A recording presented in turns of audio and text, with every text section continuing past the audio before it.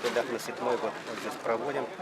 Вот сейчас прошли, поговорили с людьми, все очень довольны. Можно выбрать на вкус себе барана по своему достатку.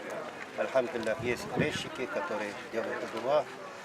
Все условия, альхамдулиллах, мы очень рады. И вот мы только что были с руководителем исполкома, Назарбаевичем Абдуллина, все это прошли.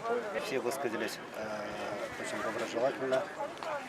Все поблагодарили, что вот именно в этом месте, в городе, был подготовлен вот этот участок, где жертвоприношение. Иншаллах, самое главное для нас это, чтобы было удобно людям, что каждый, любой желающий мог прийти и выбрать себе жертвованного барана и с удовольствием могли передать, например, одну часть кому-то там или в медресе, или места, где нуждающиеся, или из семьи, которые нуждаются, им передает, потому что смысл праздника Самона, это мы первым мы принесли в жертву, показываем покорность, исполнение Писания Всевышнего, проявляем свою искренность перед Всевышним.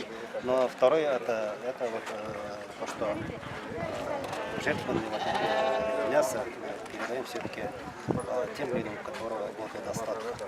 Чтобы эти праздничные дни, чтобы они тоже познали вкус праздника, чтобы у них тоже был достаток.